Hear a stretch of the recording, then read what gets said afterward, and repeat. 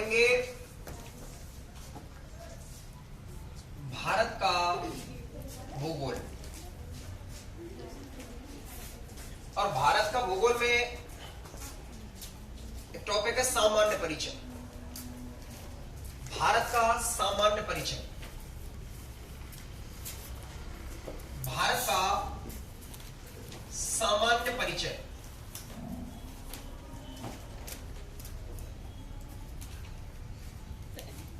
जब भी आप जिस भी विषय को पढ़ते हैं तो पहले उस विषय का सामान्य परिचय पढ़ा जाता है।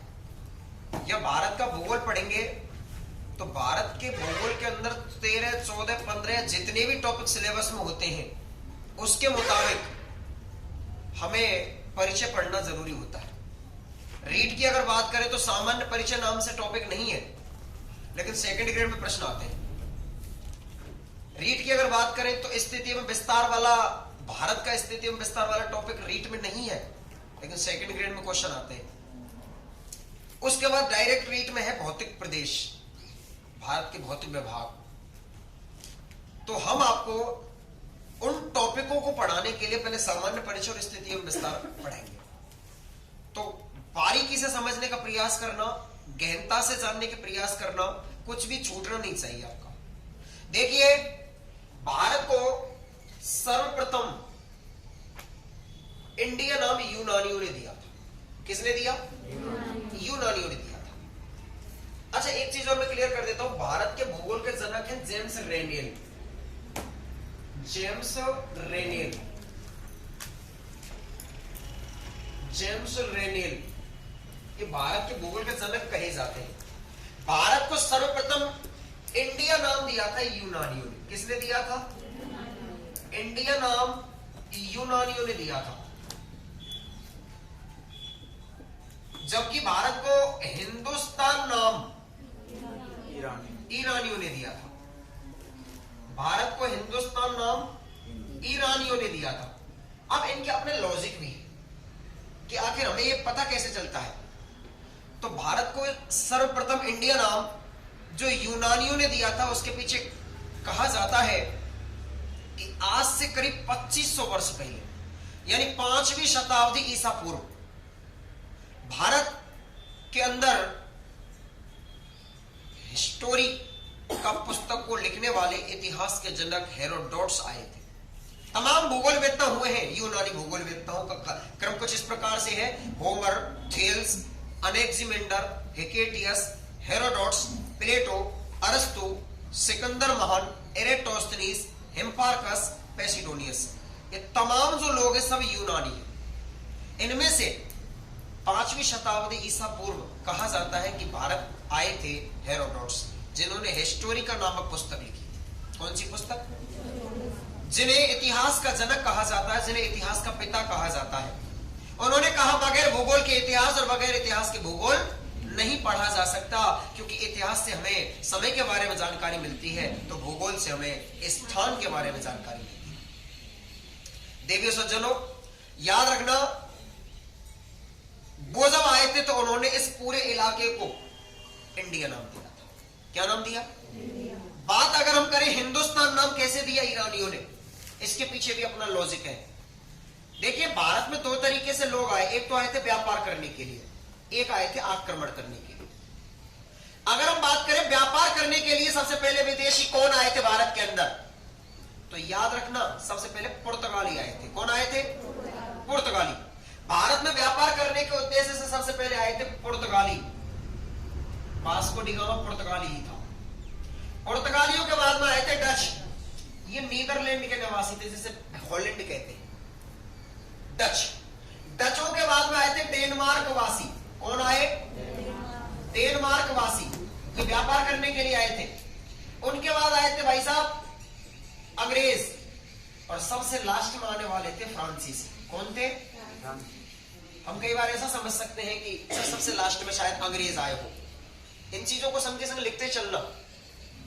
सबसे पहले पुर्तगाली आए थे, पुर्तगालियों के बाद डच आए थे, डच के बाद डेनमार्क वासी आए थे, उसके बाद अंग्रेज आए थे, और सबसे अंत में आने वाली शक्ति कौन थी जो ये व्यापार करने के उद्देश्य है, वो फ्रांसीसी आए थे। क्लियर? याद रखना, ये तो आए थे व्यापार करने के उद्देश्य से, लेकिन भारत में आक्रमण लिए भी कुछ आक्रांता आए थे और भारत पर सबसे पहले आक्रमण करने वाले आक्रांता ईरानी ही थे, जिनका नाम था डेरियस प्रथम। क्या नाम था? डेरियस प्रथम। ये जब आए थे तो कहा जाता है पहले ये इलाका भी हमारा ही हुआ करता था, पाकिस्तान हमारा ही भाग था। याद रखना, जैसे वो पश्चिम की तरफ से आए, पाकिस्तान से ऊपर अफगानिस्तान और अफगानिस्तान से ऊपर ईरान है, जैसे वो पश्चिम की तरफ से आए तो यहां एक नदी बहती है, अंग्रेजी में कहते हैं इंडस नदी, इंडस रिवर। कौन सी? इंडस। हिंदी में कहते हैं सिंधु नदी। कौन सी? तो वो सैको है में उच्चारित करते थे, हम तो कहते हैं इसे सिंधु नदी। कौन सी नदी? पुराणों में भी सिंधु नाम है इसका। वो सैको है में उच्चारित करते थे, इसलिए उन्होंने इस नदी का नाम क्या दिया? हिंदू। क्या नाम दिया? और उन्होंने कहा हिंदू के पार वाले भाग हिंदुस्तान। क्या नाम दिया? हिंदू के पार वाला भाग क्या नाम दिया? हिंदुस्तान। याद रखना, ईरानियों ने इस पूरे भूभाग का नाम क्या दिया था? हिंदुस्तान। सामान्य सी बात है, दोबारा मैं रिपीट करता हूं, भारत को सर्वप्रथम इंडिया नाम किसने दिया? यूनानियों। भारत को सर्वप्रथम हिंदुस्तान नाम किसने दिया? ईरानियों ने। याद रखना, आज का जो भारत है, आज का जो देश है, इसकी आकृति चतुष्कोणीय है। कैसी है? चार अलग अलग दिशा है। विद्यार्थियों याद रखना, दिशाओं का ज्ञान जरूरी है आपको। आप राजस्थान पढ़े, आप भारत पढ़े, आप अपना कोई जिला पढ़े, अपना कोई स्थान पढ़े, सबसे पहले निर्धारण किया जाता है उत्तर दिशा का। कौन सी दिशा का? जो आमतौर पर, सामान्य तौर पर नक्शे में सबसे ऊपर की दिशा में होती है। तो ऊपर कौन सी दिशा है? उत्तर दिशा। नीचे कौन सी दिशा है? दक्षिण दिशा। दाहिने हाथ की तरफ, याद रखना, सदैव दाहिने हाथ की तरफ, अगर नक्शे की बात करें तो इधर दाहिने हाथ की तरफ सदैव पूर्व दिशा होती है, ईस्ट, और बाएं हाथ की तरफ बची कौन सी? वेस्ट। चार दिशा हो गई, लेकिन इन चार से ही काम नहीं चलेगा। ये चार मुख्य दिशाएं हैं। माना कि कोई जगह यहां पर है, माना कि कोई जगह यहां पर है, माना कि कोई जगह यहां पर है, यहां पर है, इनको क्या कहेंगे? ऐसे कर दीजिए, देख लेते हैं कौन सी दिशा है। याद रखना, यहां पर उत्तर पूर्व कहेंगे। क्या कहेंगे? North east. भूल मत जाना, दिशाओं का ज्ञान जरूरी है। इसे कहेंगे नॉर्थ ईस्ट, इसे क्या कहेंगे? साउथ ईस्ट, या हम कहें हिंदी में कहें दक्षिण पूर्व। सही है कि गलत है? ये दिशा आपको आ गई ना, तो मानसून समझ में आ जाएगा, आपको जलवायु समझ में आ जाएगी। आपको दिशाओं का ज्ञान होना बहुत जरूरी है। सेकंड ग्रेड में और यहां तक रीत में भी एक टॉपिक चलता है वैश्विक पवन तंत्र, जहां व्यापारिक पवन, पछुआ पवन, ध्रुवीय पवन, उनकी दिशाओं का निर्धारण पूछा जाता है। पिछले वर्ष सेकंड ग्रेड में, यानी 2018 वाले सेकंड ग्रेड में, व्यापारिक पवनों की उत्तरी गोलार्ध में जो दिशाएं होती है वो किधर से किधर की ओर चलती है, ये पूछा था। तो अगर आपको दिशा नॉलेज है ना, दिशाओं का ज्ञान है, तो फिर आप कैसा ही प्रश्न गलत नहीं करेंगे, चाहे वो रीट में आए, चाहे वो सेकंड ग्रेड में आए। ठीक है? अब देखिए, इधर उत्तर पूर्व, इधर दक्षिण पूर्व, इधर दक्षिण पश्चिम, और इधर है उत्तर पश्चिम। 8 दिशा हो गई। ये 8 दिशा इंपॉर्टेंट है, काम की है, जरूरत की है। तो याद रखना, अभी तक मैं ये बता रहा हूं कि भारत की आकृति जो है वो चतुष्कोणीय है। कैसी है? 4 कोण है, ऊपर उत्तर, नीचे दक्षिण, इधर पश्चिम, उधर पूर्व। लेकिन एक भूगोल वेत्ता हुआ, बकों में लिखा हुआ है यूनानी भूगोल वेत्ता, लेकिन वो रोम के रहने वाले थे। इटली की राजधानी रोम, पहले रोम साम्राज्य का बड़ा वर्चस्व था वहां हमारी भूगोल में। तो रोमन साम्राज्य के 4 भूगोलवेत्ता हुए हैं, स्ट्रेबो, प्लिनी, टॉलेमी और पोम्पियस मेला। स्ट्रेबो, प्लिनी, टॉलेमी और पोम्पियस मेला, ये 4 भूगोलवेत्ता हुए हैं। इन्होंने किताबें भी लिखी हैं। एक पुस्तक है जियोग्राफिक, वो बुक तो लिखी है स्ट्रेबो ने। एक बुक है जियोग्राफिया, वो लिखी है टॉलमी ने। और एक बुक है जियोग्राफिका, वो लिखी है एरेटोस्थनीज ने। किसने लिखी है? तीनों अलग अलग हो गई ना, जियोग्राफिक स्ट्रेबो, जियोग्राफिया टॉलमी और जियोग्राफिका एरेटोस्थनीज, जो 11th की बुक में है, 11वीं कक्षा की भूगोल के पहले पार्ट में, वो मिल जाएगी वहां पर।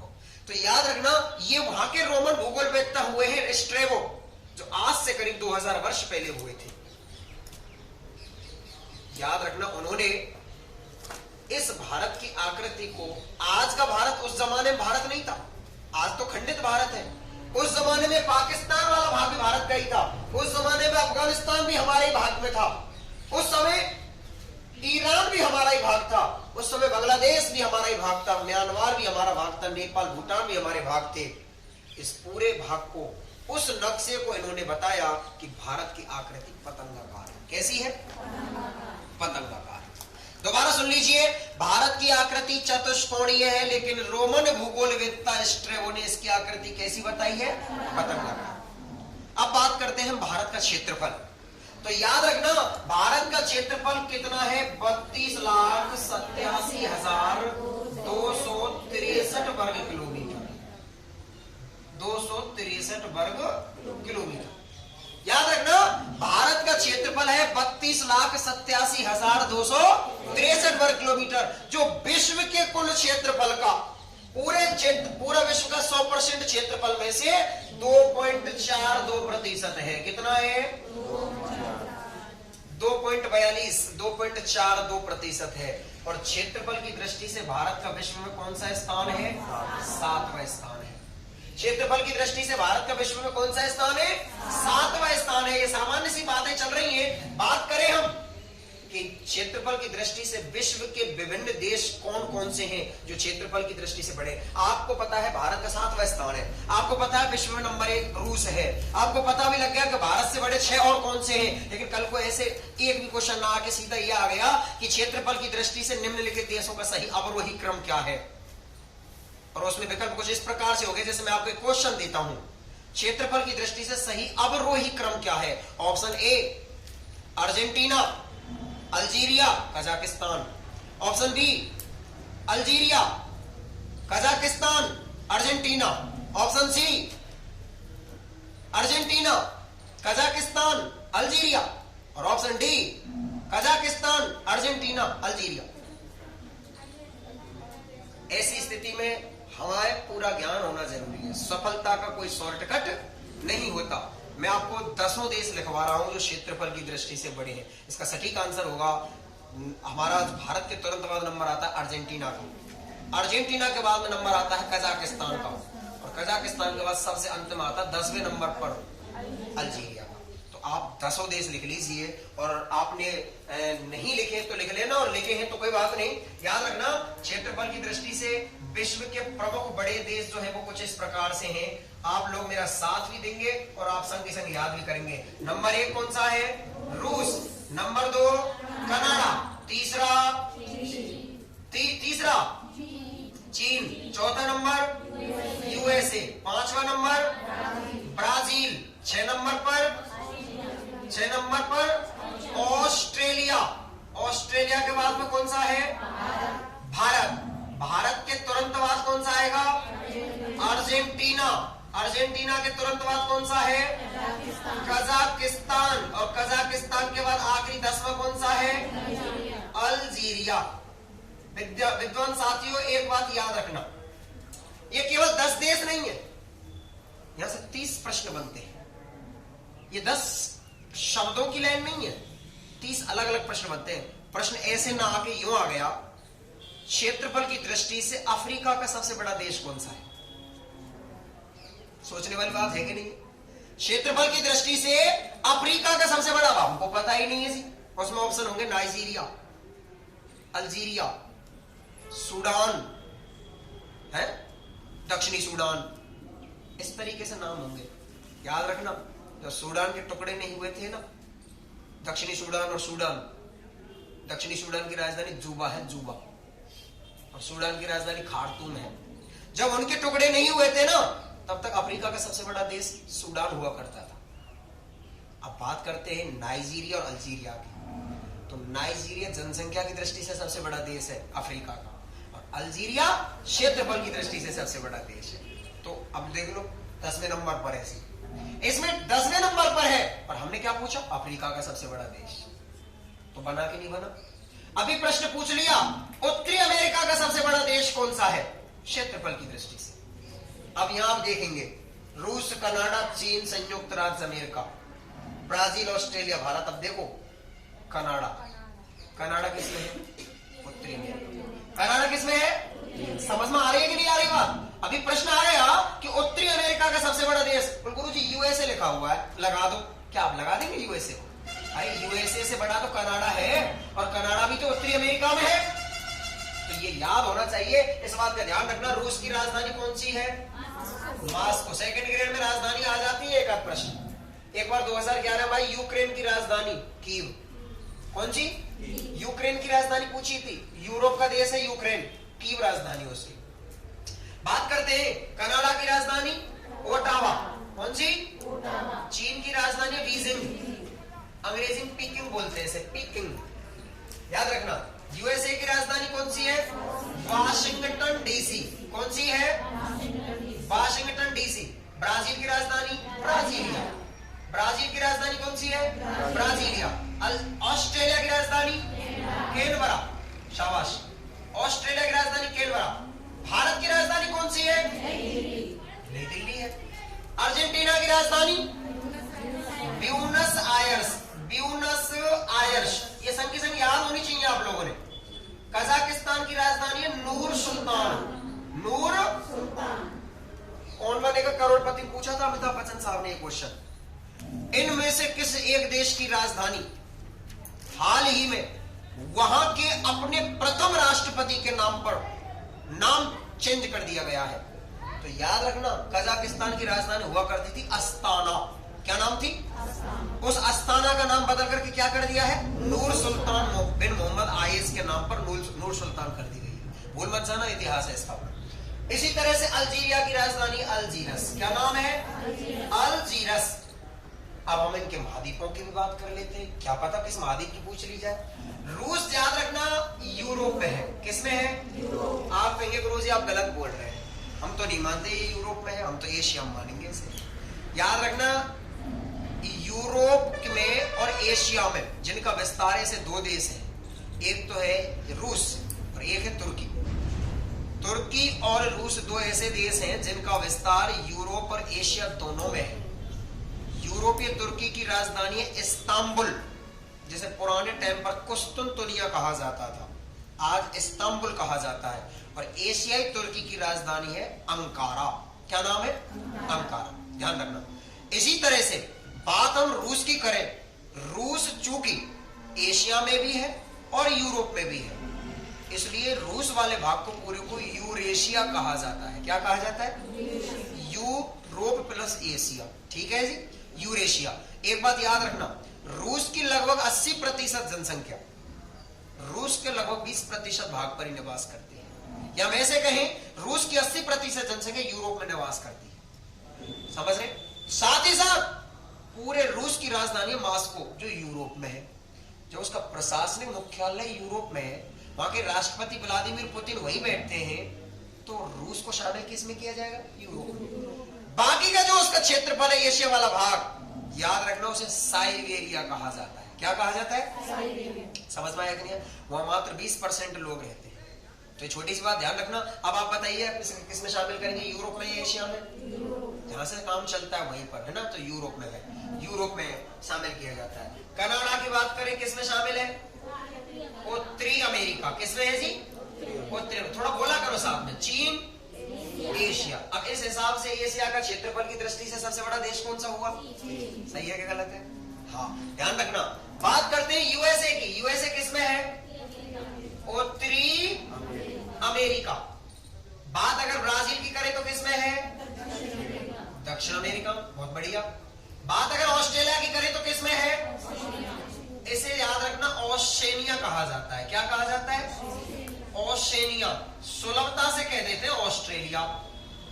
एक बात बताइए, जब ऑस्ट्रेलिया महाद्वीप में होगा, न्यूजीलैंड भी तो देश है, तुवालू, वनुआतू, फिजी है जी, जो मार्शल, किरीबाती, सोलोमन, ये छोटे मोटे जो द्वीपीय देश है, इसको इनको किस में शामिल करेंगे? सब ओशेनिया महाद्वीप में। किस में है ये? बाकी नेतृत्व इनका ऑस्ट्रेलिया करता है, इस वजह से हम इसे ऑस्ट्रेलिया महाद्वीप बोल देते हैं। अच्छा, भारत एशिया में है। अब आप मुझे एक बात बताइए, क्षेत्रफल की दृष्टि से एशिया का भारत में एशिया में भारत का कौन सा स्थान है ना? तो नंबर 2 पर हम है। बात करें अर्जेंटीना की, तो अर्जेंटीना किस में आता है? जोर से बोलो। दक्षिण अमेरिका में आता है। कजाकिस्तान किस में आता है? एशिया महाद्वीप में आता है। कजाकिस्तान एशिया महाद्वीप में आता है। बात अगर करें अल्जीरिया की तो अफ्रीका। अब आप मुझे एक बात बताइए, सभी 6 महाद्वीप आ गए कि नहीं आ गए? अब 7वां अंटार्कटिका तो इसलिए नहीं आएगा क्योंकि अंटार्कटिका जनशून्य है, तो वहां तो कोई ऐसा है नहीं, वहां तो देश बने ही नहीं हुए। कब्जे जरूर हैं, वहां पर कब्जे जरूर है विभिन्न देशों के अपने अपने जगहों पर। जैसे भारत के अनुसंधान केंद्र है वहां पर, दक्षिण गंगोत्री, मैत्री, भारती, लेकिन वहां पर देश बसे हुए नहीं है। इस वजह से बचे कितने महाद्वीप? 6 महाद्वीपों के बड़े बड़े देश है कि नहीं है? क्षेत्रफल में देख लो। एशिया का सबसे बड़ा देश कौन सा है? जवाब दीजिए। अफ्रीका का सबसे बड़ा देश कौन सा है? सब बोलो। अल्जीरिया। उत्तरी अमेरिका का सबसे बड़ा देश कौन सा है? उत्तरी अमेरिका का दूसरा बड़ा देश कौन सा है? यूएसए। दक्षिण अमेरिका का सबसे बड़ा देश कौन सा है? सब बोलो। ब्राजील। दक्षिण अमेरिका का दूसरा बड़ा देश कौन सा है? अर्जेंटीना। है जी? हो गया कि नहीं हो गया? अंटार्कटिका है नहीं। यूरोप का सबसे बड़ा देश कौन सा है? रूस। आ गया कि नहीं आ गया? आ गया कि नहीं आ गया? अच्छा, उसके बाद में ऑस्ट्रेलिया का सबसे बड़ा देश, ऑस्ट्रेलिया स्वयं भी है अपने आप में। ऑस्ट्रेलिया का सबसे बड़ा देश ऑस्ट्रेलिया। तो मैं चाहता हूं कि सभी 6 महाद्वीपों का आपको ना ये देश याद हो जाने चाहिए। हुए कि नहीं हुए? अब एक साथ मेरे साथ सब बोलेंगे। नंबर 1 सब बोलेंगे। नंबर 1, 2, 3, 4, 5, 6 और 7वां, 8वां, 9वां और 10वां। एक बार और बोलेंगे ईमानदारी से, है ना? नंबर 1, 2, 3, 4, 5, 6, 7, 8, 9 और 10। ये आपको याद होनी चाहिए। एक लाइन आप ऐसा करिए, लिख देना, संगी संग लिखते चलना क्योंकि समय कम है। याद रखना कि हमारा जो भारतवर्ष है वो विश्व के कितने भागों पर बसा हुआ है, कितने भागों पर फैला हुआ है। ऑप्शन सुन लीजिए, 1/42वां भाग, ऑप्शन बी 1/46वां भाग, ऑप्शन सी 1/48वां भाग, ऑप्शन डी 1/50वां भाग। लिख दीजिए, लिखें। भारत विश्व के 1/46वें भाग पर बसा हुआ है। भारत विश्व के 1/46वें भाग पर बसा हुआ है। ऐसे मान लीजिए पूरे संसार में 46 हिस्से हैं, उनमें से एक हिस्से पर हमारा भारत है, 1/46वें भाग पर है। ठीक है, बसा हुआ है। ये 11th क्लास की बुक की है कि जो वहां से ली हुई है। एक चीज और याद रखना, जैसा राजस्थान जी के हम पढ़ते हैं, राजस्थान इजराइल से 17 गुना बड़ा है, श्रीलंका से इतने गुना बड़ा है, ब्रिटेन के इतना गुना 5 गुना बड़ा है। पढ़ते कि नहीं पढ़ते? ब्रिटेन के 5, जर्मनी जापान के लगभग बराबर है। पढ़ते हैं? ठीक उसी तरह से भारत के लिए भी 2 देश हैं। भारत ब्रिटेन से कितना गुना बड़ा है? भारत जापान से कितना गुना बड़ा है? भारत जापान से 9 गुना बड़ा है, इंग्लैंड से 14 गुना बड़ा है। एक लाइन ये भी लिख दीजिए। देखिए, भारत जापान से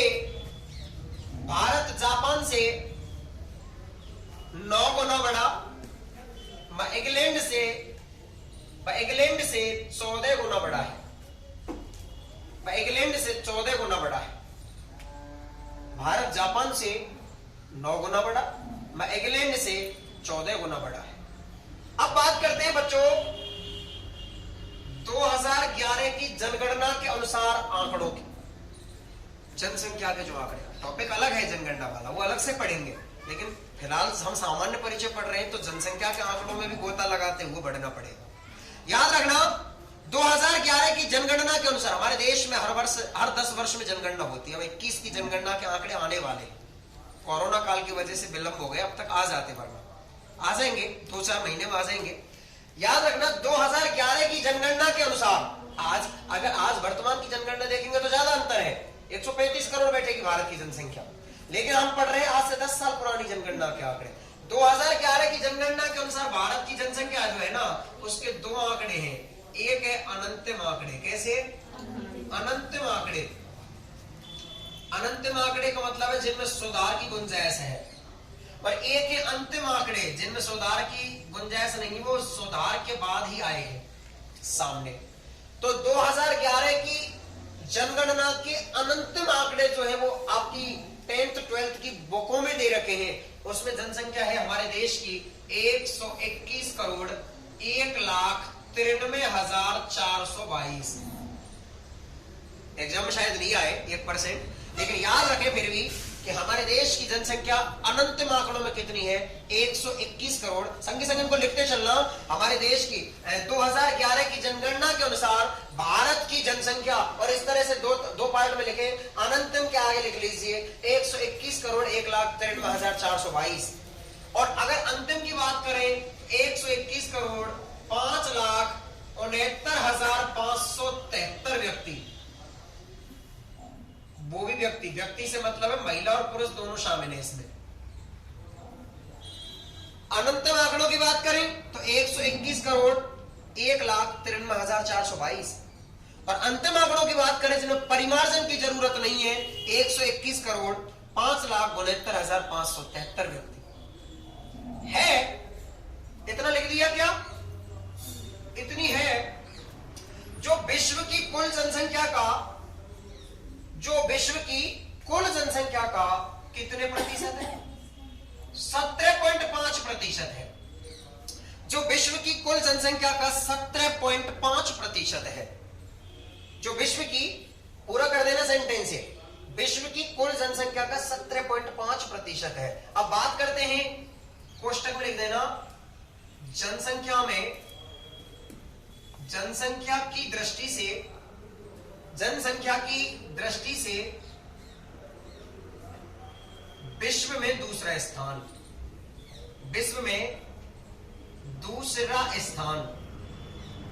जनसंख्या की दृष्टि से विश्व में दूसरा स्थान। जनसंख्या के भी अपने 10 देश आपको याद होने चाहिए। एक बार सीटेट 2012 की बात है, उसमें जनसंख्या की दृष्टि से 3 महाद्वीपों के ग्रुप दे रखे थे। वो महाद्वीप पूछे थे कि जनसंख्या की दृष्टि से निम्नलिखित महाद्वीपों का सही अवरोही क्रम क्या है। उसमें दे रखे थे ए विकल्प एशिया, यूरोप, अफ्रीका, बी विकल्प एशिया, अफ्रीका, यूरोप, सी विकल्प यूरोप, एशिया, अफ्रीका, डी विकल्प यूरोप, अफ्रीका, एशिया। क्या जवाब होगा आपका? तो पहले नंबर पे एशिया है, दूसरे नंबर पे अफ्रीका है, और तीसरे नंबर पर यूरोप है। ये है। अब उधर तो पूछा था सीटेट में कैसे, महाद्वीप, हालांकि महाद्वीप महासागर इस बार नहीं है, लेकिन स्थल मंडल तो दे रखा है ना रीट में, सेकंड ग्रेड में तो है, पर हम तो सबको लेकर साथ चल रहे हैं, है जी। तो इस बात का याद रखना।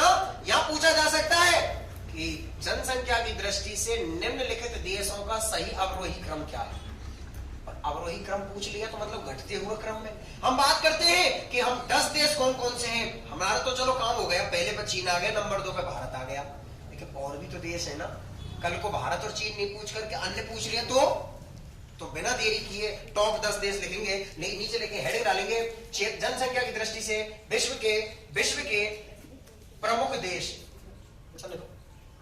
जनसंख्या की दृष्टि से विश्व के प्रमुख देश, और उन 10 देशों के नाम आप लिखेंगे। नंबर 1 पर भाई साहब कौन सा बोलते चलो ना, पढ़े लिखे हैं, चीन। नंबर 2 है भारत, तीसरे पर कौन सा है? शाबाश, यूएसए, और चौथे पे कौन सा है?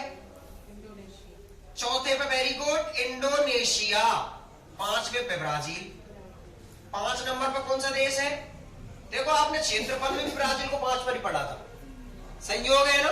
5वें नंबर पर जनसंख्या में भी है। 6वें नंबर पर कौन सा देश है? ब्राजील के बाद में नंबर आता है पाकिस्तान का। किसका? पाकिस्तान का। 7वें नंबर पर नाइजीरिया। 8वें नंबर पर ये बांग्लादेश का नंबर आता है, बहुत अच्छे। और 9वें नंबर पर रूस। 10वें नंबर पर जापान। हालांकि 11वें पे मैक्सिको आता है, पर आप तो 10 से ही काम चला लीजिए। हम बात करते हैं इनमें कितनी कितनी जनसंख्या निवास करती है, इन देशों में कितने कितने लोग रहते हैं। याद रखना, चीन की जनसंख्या 2011 के अनुमानित आंकड़ों के अनुसार जो थी वो 135 करोड़ थी। कितनी थी? 135 करोड़। भारत की उस समय 121 करोड़ जनसंख्या थी। कितनी थी? 121 करोड़। आज हम चीन से ज्यादा हो गए हैं, है ना, लेकिन चीन की भी बड़ी है, जाहिर सी बात है। बात करें यूएसए की जनसंख्या की तो वो 32 करोड़ जनसंख्या। कितनी है?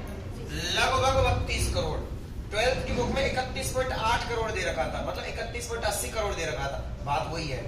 बात इंडोनेशिया की करें तो यहाँ है 24 करोड़। ये मुसलमानों का देश है, इस्लामिक कंट्री है ये, लेकिन यहाँ रामलीला बहुत प्रसिद्ध है। यहाँ की कृष्ण लीला बहुत प्रसिद्ध है। बेशक इस्लामिक कंट्री होने के बावजूद भी ये लोग भगवान श्री राम की रामायण देखना पसंद करते हैं। बात करें ब्राजील की तो ब्राजील की जनसंख्या है 20 करोड़। बात पाकिस्तान की करें तो 18 करोड़।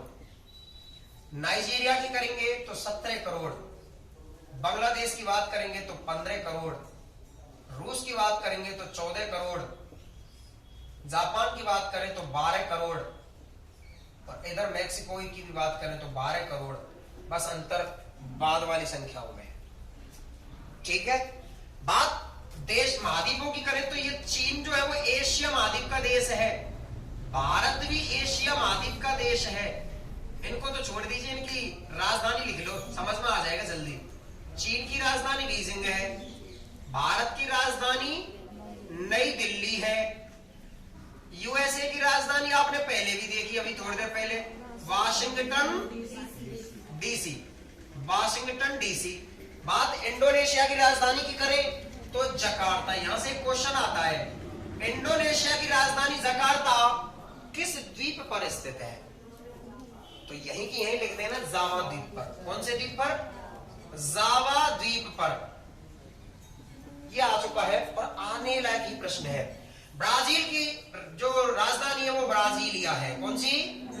ब्राजीलिया। बात अगर हम पाकिस्तान की करें तो इसकी राजधानी है इस्लामाबाद। इस्लामाबाद। अगर हम नाइजीरिया की बात करें तो नाइजीरिया की राजधानी अबूजा। अबूजा। बांग्लादेश की राजधानी ढाका। रूस की राजधानी मॉस्को। जापान की राजधानी टोक्यो और मैक्सिको की राजधानी है मैक्सिको सिटी।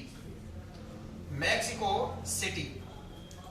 इस तरीके से हमारी जनसंख्या की दृष्टि से विश्व के प्रमुख देश बन जाते हैं। विश्व के प्रमुख देश बन जाते हैं। एक बार आप सब लोग मेरा साथ देंगे। नंबर 1 कौन सा है जनसंख्या की दृष्टि से? सब नहीं बोल रहे। नंबर 1 2 3 4 5 6 7 8 9 और 10 11वां करें तो कर लेने, कोई दिक्कत नहीं। नंबर 1 2 3 4 5 6 7 8 9 और 10। तो इस तरीके से आपके जनसंख्या और क्षेत्रफल की दृष्टि से विश्व के प्रमुख देश हो गए। चूंकि हम भारत का सामान्य परिचय पढ़ रहे हैं इसलिए भारत के साथ साथ हम इनको भी पढ़ेंगे। अब आप 2 लाइन छोड़ेंगे और उसके बाद में 1 लाइन लिखेंगे। देखिए हम बात करते हैं हमारे देश की जो सीमा रेखा है वो कितने प्रकार से लगती है और कितने किलोमीटर लंबी सीमा रेखा लगती है भिन्न भिन्न पड़ोसी देशों के साथ। फिर हमें यह भी देखना है कि हमारे पड़ोसी देश कौन कौन से हैं और वे स्थलीय पड़ोसी देश कौन से हैं और समुद्री पड़ोसी देश कौन से हैं। तो आप याद रखें कि हमारे देश की जो सीमा रेखा है 2 तरीके की है। एक तो है स्थलीय सीमा रेखा। कैसी? जो इस तरीके से आ रही है, पूरी इस तरीके से स्थलीय सीमा रेखा। सब लोग इधर देखेंगे तो भारत की स्थलीय सीमा रेखा की लंबाई है 15,200 किलोमीटर। कितने? एक लाइन पहले यही लिख दीजिए, लिखे भारत की स्थलीय सीमा रेखा की कुल लंबाई 15,200 किलोमीटर है। भारत की स्थलीय सीमा रेखा की कुल लंबाई 15,200 किलोमीटर है। भारत की स्थलीय सीमा रेखा की कुल लंबाई 15,200 किलोमीटर है, जो 7 पड़ोसी देशों से स्पर्श है। जो 7 पड़ोसी देशों से स्पर्श है। 7 पड़ोसी देशों से स्पर्श है। अब वो 7 पड़ोसी देश कौन कौन से आप देख लीजिए। देखो एक तो कुछ इस तरह से है हमारा पड़ोसी देश। नंबर 1 पाकिस्तान। नंबर 1 पाकिस्तान। अब मैं आपसे पूछूं पाकिस्तान भारत की कौन सी दिशा में है? आपको दिशा ऐसे बताई थी, ऐसे बताइए। ये पाकिस्तान यही है क्या? यहीं पर है ना? कौन सी दिशा होगी? बस यही चीज। अगर नंबर 2 की बात करें तो ये वाली जो जमीन है ना, ये वाली नंबर 2 देश है। इसका नाम है अफगानिस्तान। ये अफगानिस्तान प्रॉपर यहां तो नहीं है, इधर ही है, इस जगह। क्या कहेंगे इसे भी? पूरा ये इलाका किसमें आएगा? उत्तर, जोर से बोलो। तो ये भी उत्तर पश्चिम में है। बात करें तीसरा पड़ोसी देश, ये वाला पूरा चीन। कौन सा? उत्तर से लेकर उत्तर पश्चिम तक फैला हुआ है। उत्तर पूर्व तो माफ कीजिए, ये पूरा भी पूरा उत्तर से लेकर उत्तर पूर्व तक कौन सा देश है? चीन। 4 नंबर की बात करें नेपाल, 5 पर बात करें भूटान, 6 पर बात करें म्यांमार और 7 पर बात करें तो बांग्लादेश। गत सेकंड ग्रेड में एग्जाम में प्रश्न आया कि भारत की सर्वाधिक लंबी अंतरराष्ट्रीय सीमा किस पड़ोसी देश के साथ है? बांग्लादेश के साथ। समझ रहे ना मेरी बात? इसलिए जरूरी है टॉपिक। बेसिक टॉपिक है, सामान्य टॉपिक है, जनरली टॉपिक है, लेकिन प्रश्न आ जाते हैं और हम सरल के चक्कर में इनको छोड़ जाते हैं। यही सरल कई बार नासूर बन जाते हैं। जब मेरिट में 1-1, 2-2 क्वेश्चन की कमी पड़ जाती है ना, तो फिर हमारे लिए परेशानी का सबब बन जाता है वो चीज। याद रखना, अभी मैंने बोला कि भारत की स्तरीय सीमा रेखा की लंबाई कितनी है? 15,200 किलोमीटर है, जो कितने पड़ोसी देशों से स्पर्श है? 7। और नंबर 1 कौन सा? नंबर 2, तीसरा, चौथा, 5वां, 6वां और 7वां। अब पूरी पढ़ाई कर लेते हैं, हमारे पड़ोसी देश याद नहीं होते कई बार। और अगर येन प्रकरण वो याद भी हो जाए, रट भी लिए जाए, तो दिशा सहित याद नहीं होते। अब मैं आपसे कहूं म्यांमार भारत की कौन सी दिशा में? कितनी नहीं होनी चाहिए किसी प्रकार की। गलत है कि सही है? अच्छा, अब हम बात करते हैं, इसे स्वर्ण भूमि कहते हैं, स्वर्ण नगरी कहते हैं। सूर्य से लॉजिक जोड़ सकते हैं आप इसका, ठीक है। अब बात करते हैं हम हमारे की समुद्री सीमा रेखा की लंबाई कितनी है? समुद्री सीमा रेखा की लंबाई कितनी है? उसमें भी 2 तरीके के प्रश्न आते हैं वहां से। तो देखिए, एक तो क्वेश्चन कुछ इस प्रकार से आता है कि भारत की समुद्री सीमा की द्वीपों रहित लंबाई कितनी है। एक क्वेश्चन आता है द्वीपों सहित लंबाई कितनी है। तो ये द्वीप भी तो हमारे ही है जी। इधर वाला द्वीप अंडमान निकोबार, इधर वाला द्वीप लक्षद्वीप। यहां तक तो कोई दिक्कत होगी नहीं। अब बात करते हैं, इधर वाले द्वीपों को अगर जोड़ दिया जाएगा तो सीमा रेखा इसमें तो ऐड होगा। हम बात करें, इधर कौन सा सागर है? अरब सागर। कौन सा सागर है? ये अरब सागर। और इधर कौन सी खाड़ी है? बंगाल की खाड़ी। ये बंगाल की खाड़ी है। इधर कौन सा महासागर है? हिंद महासागर। एक बात याद रखना विद्वान साथियों, असल में तो ये भी हिंद महासागर है, ये भी हिंद महासागर है, ये भी हिंद महासागर है। लेकिन जब हम भारत का अध्ययन करते हैं ना, तो हिंद महासागर को 2 शाखाओं में बांट देते हैं। इधर वाला अरब सागर, इधर वाला भारत का अध्ययन करते वक्त अगर विश्व भूगोल पढ़ेंगे ना, विश्व का नक्शा देखेंगे, तो यहाँ पूरा का पूरा ये क्या कहलाता है? हिंद महासागर। उसके सीमांत सागर हैं ये, हिंद महासागर के सीमांत सागर हैं। अरब सागर, बंगाल की खाड़ी, पाक की खाड़ी, मन्नार की खाड़ी, कच्छ की खाड़ी, खंबात की खाड़ी, ये सब उसके सीमांत सागर हैं। कैसे सागर है? सीमांत सागर है तो भाग हिंद महासागर के। लेकिन अब हम यहाँ जरूरत के हिसाब से अलग देखते हैं। याद रखना, इधर पानी, इधर पानी, इधर पानी, 3 ओर से पानी है। एक तरफ स्थल भाग है, 3 ओर से जल से घिरी हुई स्थलाकृति को क्या कहते हैं? प्रायद्वीप। क्या कहते हैं? प्रायद्वीप कहते हैं। और याद रखना, 2 क्वेश्चन आते हैं वर्ल्ड जीके से। अगर प्रश्न आए कि विश्व का सबसे बड़ा प्रायद्वीप कौन सा है, तो जवाब होगा अरब प्रायद्वीप। कौन सा? अगर प्रश्न आए कि विश्व का सबसे लंबा प्रायद्वीप कौन सा है, तो होगा भारतीय प्रायद्वीप। कौन सा? लिखना चाहे तो दाएं बाएं लिख दीजिए, इनको नोट डाल करके लिख दीजिए। लिखें, विश्व का सबसे बड़ा प्रायद्वीप अरब प्रायद्वीप। विश्व का सबसे बड़ा प्रायद्वीप सामने लिख दीजिए अरब प्रायद्वीप। विश्व का सबसे बड़ा प्रायद्वीप अरब प्रायद्वीप। और एक और नोट डाल के लिख दीजिए, विश्व का सबसे लंबा प्रायद्वीप, विश्व का सबसे लंबा प्रायद्वीप। और इसके आगे आप लिख दीजिए भारतीय प्रायद्वीप।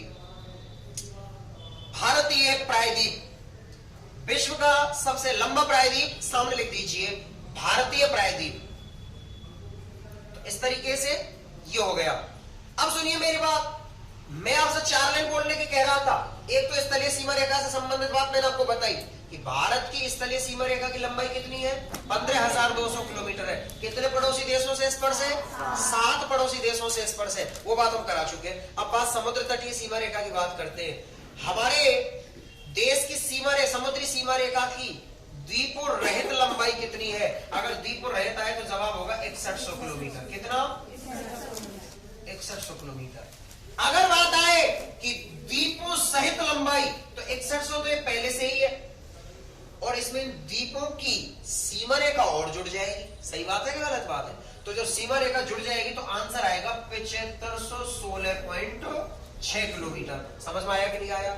यानी बची कुछ ही जो है करीब 1416 के करीब किलोमीटर, वो सब किनकी है? इन द्वीपों की है। अरब सागर में और बंगाल की खाड़ी में जो उपस्थित द्वीप है, चाहे वो कौन सा हो, लक्षद्वीप हो, चाहे वो बंगाल की खाड़ी में स्थित अंडमान निकोबार हो। मेरे कहने का मतलब द्वीपों रहित आए तो 6100 किलोमीटर और द्वीपों सहित आए तो 7516। दोनों लाइनों को लिख दीजिए। लिखें भारत की समुद्री सीमा की द्वीपों रहित, भारत की समुद्री सीमा की द्वीपों रहित लंबाई सामने लिख दो 6100 किलोमीटर। 6100 किलोमीटर। फिर नीचे की लाइन में लिख दीजिए भारत की समुद्री सीमा की द्वीपों सहित लंबाई, रहित और सहित को अंडरलाइन कर देना। समुद्री सीमा की द्वीपों सहित लंबाई, भारत की समुद्री सीमा की द्वीपों सहित लंबाई, वो आप लिख दीजिए 7516.6 किलोमीटर। 7516.6 किलोमीटर हो गया? कुछ तो बोलो। हो गया। नीचे लिखेंगे एक और लाइन, दोनों को जोड़ करके कितनी होगी? आप मुझे बताइए। मैं अगर प्रश्न ये करूं भारत की सीमा रेखा की कुल लंबाई, जैसे राजस्थान जी के नहीं पढ़ते, अंतरराष्ट्रीय अलग पढ़ते हैं, अंतरराज्यीय अलग पढ़ते हैं, टोटल अलग पढ़ते हैं। अंतरराज्यीय पढ़ते हैं 4850, अंतरराष्ट्रीय पढ़ते हैं 1070। जब दोनों को जोड़ देते हैं कितनी हो जाती है? पूरे राजस्थान की कुल सीमा रेखा की लंबाई कितनी हो जाती है जी? 4850 प्लस 1070 कितनी हो जाएगी? 5920। 5920 हो जाएगी। इतनी तो होगी वो टोटल सीमा रेखा। ऐसे इंडिया की भी तो आ सकती है ना। अब नीचे की लाइन में लिखेंगे भारत की सीमा रेखा की कुल लंबाई। अगली लाइन में लिख दीजिए भारत की सीमा रेखा की कुल लंबाई, भारत की सीमा रेखा की कुल लंबाई, और ये आप लिख दीजिए कुछ इस प्रकार से 15,200 प्लस 7516.6 किलोमीटर बराबर 22,716.6 किलोमीटर। 15,200 तो स्थलीय हो गई, 7516 समुद्री सीमा हो गई। दोनों को जब जोड़ देंगे तो टोटल कितना हो जाएगा? 22,716.6। आप कहेंगे गुरुजी आपने 6100 बताइए, मैंने 6100 इसमें जोड़ा है कि नहीं जोड़ा? बताओ ना। जोड़ दिया। अरे एक बात बताओ, अगर मैं इनको ऐसे कहूं इधर तो 15,200 लिख दिया प्लस मैंने 6100 लिख दिया ना, आपकी बात भी बड़ी कर देता हूं। फिर इनकी जो द्वीप है इनकी भी तो सीमा रेखा है ना, तो करीब कितनी आएगी? 1416। तभी तो होएगा ये पूरा का पूरा। तो 1416 प्लस ये 6100 तो 7516 हो जाएगा, प्लस ये तो टोटल इतनी तो आएगी। इसका मतलब ये हुआ हमने 7516 में पहले से ही 6100 में ऐड किया हुआ है। समझ में आया कि नहीं आया? तो अब हमने डायरेक्ट लिख दिया, वो बात एक ही है। अब आप हेडिंग डालेंगे 2 लाइन छोड़ने के बाद भारत के स्थलीय पड़ोसी देश। भारत के स्थलीय पड़ोसी देश, भारत के स्थलीय पड़ोसी देश, इनको आप समझ लीजिए एक पल के लिए। भारत के स्थलीय पड़ोसी देश लिखवा बाद में देंगे, पहले समझ लेना, ध्यान से सुनना, शांत चित्त मन से सुनना, क्योंकि टॉपिक फिनिश हो जाएगा। फिर भारत के स्थलीय पड़ोसी देश हमने बताए हैं। नंबर 1 कौन सा है? पाकिस्तान। थोड़ा संगीत दीजिए इसमें आप। नंबर 1 कौन सा है? पाकिस्तान। पाकिस्तान के साथ हमारे देश की सीमा रेखा कितनी लगती है? याद रखना, पुरानी बुकों में दे रखा है 3310 किलोमीटर, नई बुकों में दे रखा है 3323 किलोमीटर। बात अगर पाकिस्तान की राजधानी की करें, किसकी करें? राजधानी की करें तो राजधानी कौन सी बताई अभी? इस्लामाबाद बताई थी। हम बात करते हैं कि भारत के कौन कौन से राज्य या केंद्र शासित प्रदेश पाकिस्तान के साथ स्पर्श है। आपको जानकारी के लिए बता देता हूं, कुछ इस प्रकार से जम्मू कश्मीर है और ये जो पार्ट है कुछ इस प्रकार से बांट दिया गया है आजकल। इधर वाला पूरा लद्दाख है, ठीक है, न्यू नक्शे के अकॉर्डिंग, और इधर वाला ये जो भाग है इसको कहते हैं जम्मू कश्मीर। क्या कहते हैं? इसमें ये जो वाला भाग है ना इसको कहते हैं गिलगिट बाल्टिस्तान। क्या कहते हैं? जो पाकिस्तान के कब्जे में है। किसमें है जी? ये पाकिस्तान के कब्जे वाला कश्मीरी भाग है ये। जैसे वो लोग बोलते हैं आजाद कश्मीर और हम बोलते हैं POK। क्या बोलते हैं? पाक अधिकृत कश्मीर। अब समझने का प्रयास करना। तो अब मुझे बताइए आप पाकिस्तान के साथ कौन कौन से, अब इस हिसाब से देखा जाए तो ये वाला पूरा भाग लद्दाख में दे रखा है। आप नक्शा देखेंगे ना एटलस वाला, तो ये पूरा लद्दाख में दे रखा है ना। थोड़ी तब्दीली करनी पड़ेगी पुराने में नए में। इधर पूरा भाग लद्दाख में दे रखा है नक्शे में। तो एक तो लद्दाख हो गया, पाकिस्तान से लग रहा है कि नहीं लग रहा। दूसरा देखिए ये जम्मू कश्मीर, तो दोनों केंद्र शासित प्रदेश जुड़ रहे हैं कि नहीं जुड़ रहे? कुछ तो कहो। नए नक्शे का बता रहा हूं, पुराने का अलग। पहले तो ये की झंझट खत्म जम्मू कश्मीर। अब इधर अलग अलग कर दिया तो इधर वाला भाग लद्दाख है कि नहीं है? तो लद्दाख भी जुड़ रहा है। फिर मुझे बताइए जम्मू कश्मीर लग रहा है कि नहीं लग रहा? तो ये दोनों तो यूनियन टेरिटरी हो गए, यूटी हो गए, केंद्र शासित प्रदेश हो गए। अब बात करते हैं इधर ये वाला भाग पंजाब। कौन सा? पंजाब। तो पंजाब की सीमा रेखा लग रही है। इधर राजस्थान, राजस्थान की सीमा रेखा लग रही है। इधर गुजरात, गुजरात की सीमा लग रही है। तो हम राज्य में क्या क्या लिखेंगे? इधर तो लिखेंगे लद्दाख। क्या लिखेंगे? Ladakh plus JNK। ये तो क्या हो गए? यूटी। समझ में आया कि नहीं आया? अब लद्दाख और जम्मू कश्मीर दोनों लग रहे हैं कि नहीं लग रहे? कुछ तो बोलो। हाँ, तो ये तो हो गए यूटी। यूटी का फुल फॉर्म है यूनियन टेरिटरी, केंद्र शासित प्रदेश, संघ शासित प्रदेश। अच्छा, फिर उसके बाद हम बात करें तो पंजाब। कौन सा? पंजाब के बाद कौन सा लग रहा है? राजस्थान। राजस्थान के बाद कौन सा लग रहा है? गुजरात। अच्छा, अब हम बात करते हैं इसमें और क्या क्वेश्चन आता है। भारत व पाकिस्तान के मध्य स्थित जो सीमा रेखा है इसका निर्धारण अगस्त 1947 में हुआ। कब हुआ था? अगस्त 1947 में हुआ था। और इसका निर्धारण किया था किसने? सर, सुन लीजिए, sir Cyril John Radcliffe. Sir Cyril John Radcliffe इनके निर्देशन में हुआ था। अगस्त 1947 में हुआ था। और भारत और पाकिस्तान के बीच इस तरीके की पंक्ति बना करके तारबंदी भी कर दी गई है। तो ये जो है sir John Radcliffe, Cyril John Radcliffe. समझ में आया कि नहीं आया? दूसरा बात करते हैं, अगला देश कौन सा है जी हमारा? बिल्कुल इन्हीं के नाम पर रेडक्लिफ का नाम पड़ा था। इस रेखा का नाम रेडक्लिफ, क्योंकि इनके निर्देशन में हुआ, इस वजह से इसे रेडक्लिफ रेखा के नाम से जानते हैं। अब बात करते हैं अफगानिस्तान। किसकी बात करते हैं? अफगानिस्तान की बात करते हैं। समझने का प्रयास करना, कोई भी क्वेश्चन आपके दिमाग में हो तो तुरंत टोक देना। अफगान समझ में आया कि नहीं आया? आपकी में आ गया समझ में? अफगानिस्तान की बात करते हैं। देखो यहां से यहां तक। अब मुझे एक बात बताइए, अफगानिस्तान के साथ क्या जम्मू कश्मीर लग रहा है क्या? आज के नक्शे में नहीं लग रहा ना, आज लग रहा है लद्दाख। क्या लग रहा है? लद्दाख लग रहा है। तो याद रखना, अब हम इसके साथ कितनी सीमा लगाते हैं?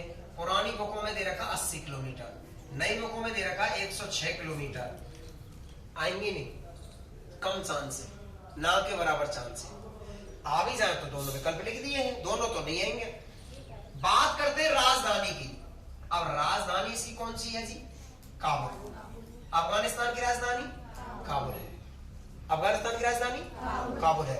अगर हम बात करें कि इससे राज्य कौन से लगते हैं, तो याद रखना एकमात्र केंद्र शासित प्रदेश जिसे हम यूटी कहते हैं वो कौन सा है? लद्दाख। थोड़ा फेरबदल कर लेना अपने पुराने लिखी हुई चीजों में, थोड़ा सा आंशिक फेरबदल कर लेना, ठीक है ना? क्योंकि आज के नक्शे के अनुसार ये है, ठीक है? पुराना नक्शा एक ही अलग था।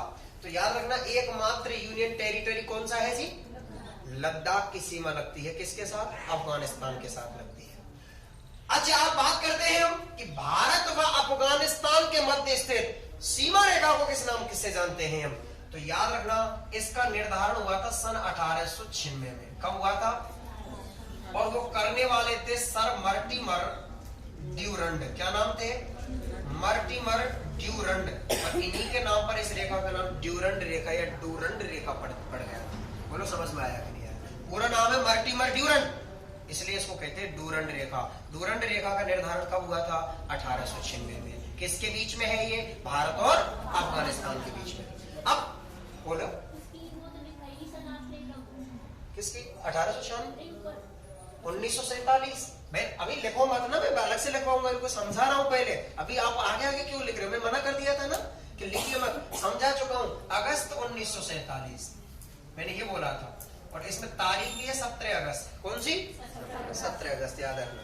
कुछ बुकों में 14 अगस्त भी दिया हुआ है, कुछ में 17 दे रखा है। इसका 17 अगस्त, क्योंकि 15 को तो भारत आजाद हुआ था, ठीक है। उसके बाद पहले, उससे पहले पाकिस्तान हो गया था, लेकिन जब निर्धारण हुआ तो पूरा निर्देशन जो किया था वो 17 अगस्त में किया था। बात करते हैं तीसरे देश की, चीन। किसकी बात करते हैं? चीन की बात करते हैं। याद रखना, भारत और चीन के मध्य सीमा जो लगती है ना, पुराने में दे रखी है 3917 किलोमीटर।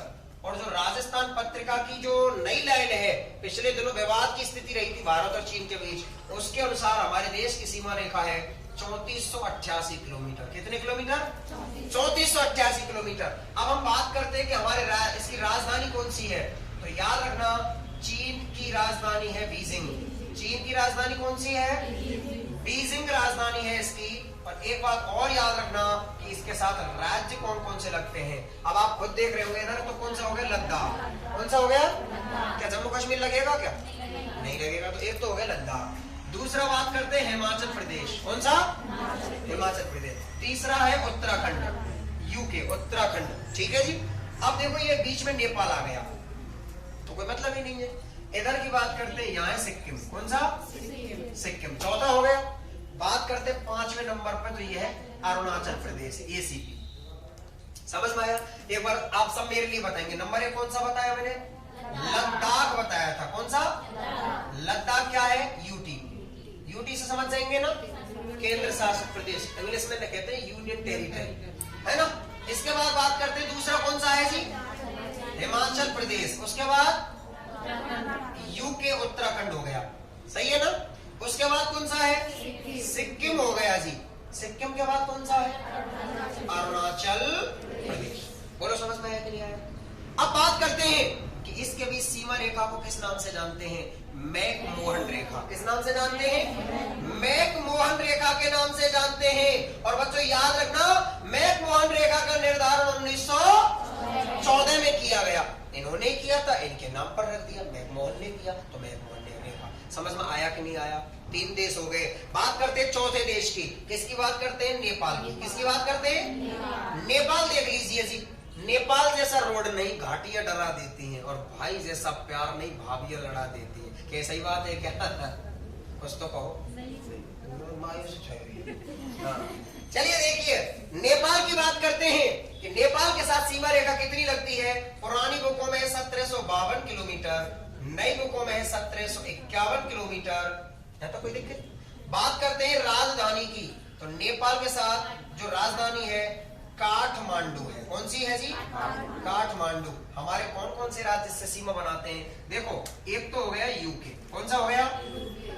चीन से भी लगा हुआ है, नेपाल से भी लगा हुआ। पिछले दिनों उत्तराखंड की कुछ जमीन पर कब्जा भी जमाने का प्रयास किया था नेपाल ने, विवाद का बिंदु भी रहा था, ठीक है।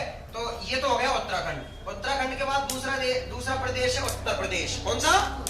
जोर से बोला करो। उत्तर प्रदेश। तीसरे नंबर पर है जी बिहार। कौन सा? बिहार। चौथे नंबर पर है पश्चिम बंगाल। कौन सा? पश्चिम बंगाल। और 5वें नंबर पर है सिक्किम। तो मेरे हिसाब से 5 राज्यों से नेपाल से हमारे देश की सीमा लगती है। देखिए, उत्तराखंड, उत्तर प्रदेश, बिहार, पश्चिम बंगाल और सिक्किम। याद रखना, इतना सा ही बता रहा हूं। पहले अब सब बोलेंगे। नंबर 1 कौन सा है जी? उत्तराखंड। नंबर 2 कौन सा है? उत्तर प्रदेश। तीसरा कौन सा है? बिहार। चौथा नंबर पर कौन सा है? जोर से बोलो। और 5वां सिक्किम। बोलो समझ में आया कि नहीं आया? अब बात करते हैं, आप कहेंगे क्या गुरु जी ऐसी कोई सीमा रेखा, इनकी भी नाम दे रखा है जी। याद रखना, नेपाल जाने आने के लिए किसी भी प्रकार की कोई रोक टोक ऐसी नहीं है। एक साफ सुथरी छवि वाला व्यक्ति कभी भी आ और जा सकता है। आपराधिक प्रवृत्ति का व्यक्ति को विदेश जाने के लिए सरकार से अथॉरिटी लेनी पड़ती है, न्यायपालिका से अथॉरिटी लेनी पड़ती है, लेकिन आम आदमी को नेपाल जाने में किसी प्रकार की कोई परेशानी नहीं है। लेकिन हाँ, बॉर्डर तो है। याद रखना, नेपाल एक बफर स्टेट है। बफर स्टेट का मतलब है अंतःस्थ राज्य है, क्योंकि ये दो शत्रु पड़ोसी देशों भारत और चीन के बीच स्थित है। ऐसे ही भूटान भी है, भूटान भी बफर स्टेट है। मैं नेपाल की बात कर रहा हूं फिलहाल, अभी भूटान की बात करता हूं। देखिए भूटान के बारे में देख लीजिए, 5वां देश कौन सा बताया मैंने, भूटान। अब भूटान के साथ देखिए सीमा कितनी लगती है, पुरानी में 587 किलोमीटर, नए में दे रखी है 699 किलोमीटर। कितनी दे रखी है जी, जोर से तो बोल दो, 699। बात हम राजधानी की करते हैं तो भूटान की राजधानी है थिम्पू। कौन सी है जी, थिम्पू। अब राज्यों की भी बात कर लेते हैं लगे हाथों कि हमारे भूटान के साथ राज्य कौन कौन से लगते हैं, समझने का प्रयास करना। इधर सिक्किम लग रहा है कि नहीं लग रहा, एक।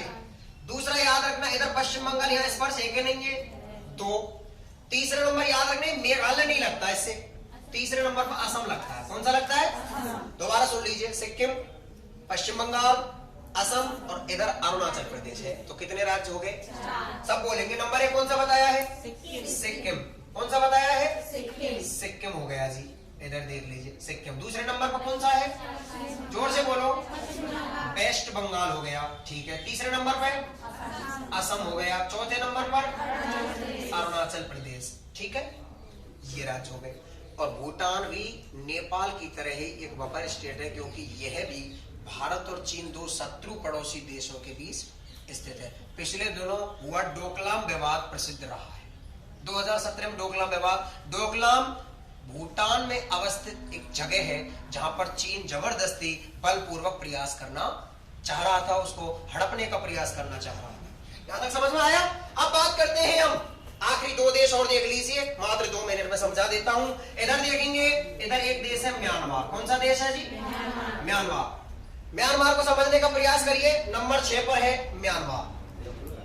म्यांमार के साथ हमारे देश की कितनी सीमा रेखा लगती है, देखिए पुरानी बुकों में दे रखा है 1458 किलोमीटर, 1458, और नए में दे रखा है 1643 किलोमीटर।